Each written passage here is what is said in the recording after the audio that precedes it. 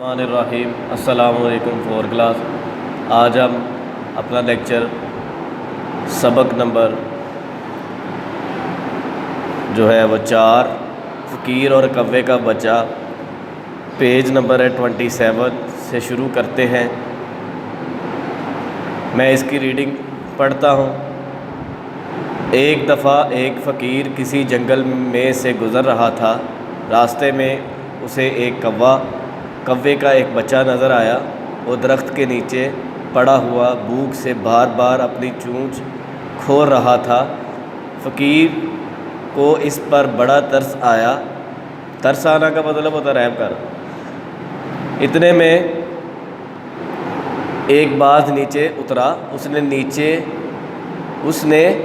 اس کے پنجے میں گوشت کا ٹکڑا تھا۔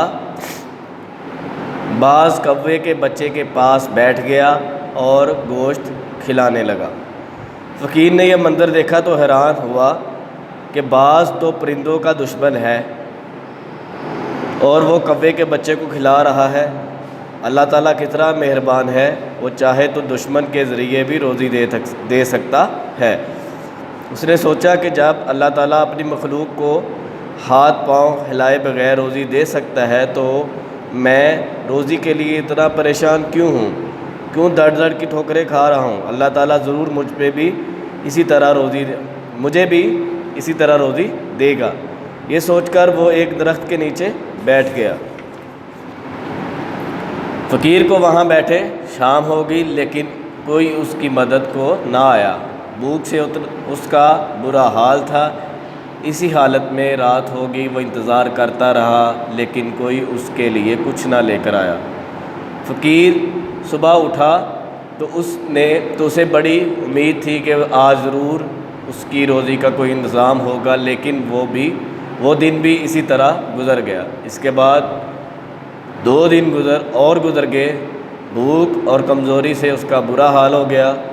وہ درخت کے نیچے نڈال پڑا، سوچ رہا تھا اللہ تعالیٰ نے میری روزی کا انتظام کیوں نہیں کیا؟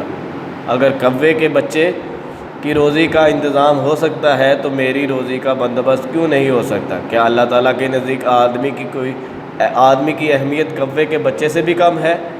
یہ سوچتے سوچتے اس کی آنکھ لگ گئی۔ اس نے خواب میں ایک بزرگ کو دیکھا۔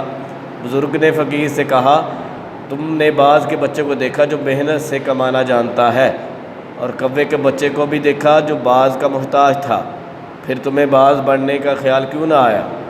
تم نے کوے کا بچہ بننا کیوں پسند کیا؟ تم باز کا طریقہ اختیار کرو، محنت کر کے خود بھی کھاؤ اور جو کمزور لاچار ہیں انہیں بھی کھلاؤ۔ یہ خواب دیکھتے ہی فقیر کی آنکھ کھل گئی۔ اسے احساس ہوا کہ اس نے جو بات سوچی تھی وہ غلط تھی، وہ کتنی غلط تھی۔ اس نے فیصلہ کر لیا کہ اب وہ محنت کر کے روزی کمائے گا اور کسی کے آگے ہاتھ نہ پھیلائے گا۔ ڈیئر اسٹوڈنٹ، آپ نے اس پورے سبق کی ریڈنگ کو اچھے طریقے سے پڑھنا ہے، اور اس کے ساتھ ہی مشکل الفاظ کے معنی ہے پیج نمبر 29 پہ۔ پہلا لفظ ہے ترس آنا، رحم آنا، مہربانی، محبت کرنا، اچھا سلوک کرنا، محتاج، حاجت مند، ضرورت مند، احساس، کسی حس کے ذریعے دریافت کرنے کا عمل، معلوم کرنا یا ہونا۔ آپ نے ان مشکل الفاظ کے معنی کو یاد بھی کرنا ہے اور اپنی کاپیوں پہ لکھنا ہے۔ اللہ حافظ۔